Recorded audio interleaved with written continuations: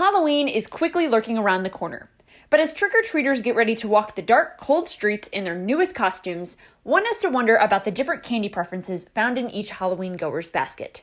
For the Koechels, their trick-or-treating days may be over, however, their love for candy is indefinite. Favorite candy would probably be Mounds bars. I like coconut and chocolate. Probably M&Ms.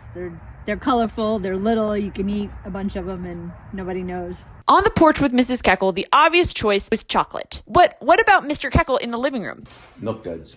I don't know. They're just, you don't ever have them other than at Halloween. I mean, that's the only time of year they ever seem to show up. Probably like wax lips and candy cigarettes.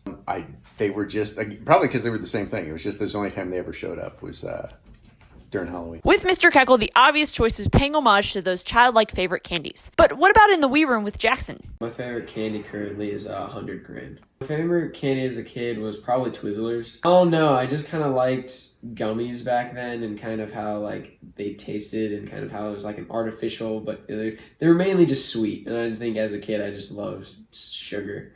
Giving out the candy is probably one of my favorite things, and trying to get my dog to settle down when she hears the doorbell every single time. With Jackson, his favorites were a combination of both chocolate and more sour flavors. But what about in the dining room with Miles? My favorite candy as a kid was Smarties.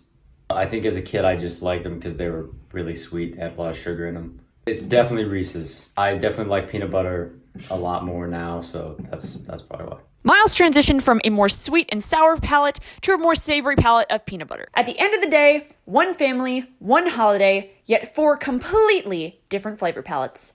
For IU Newsnet, I'm Emily Koechel reporting.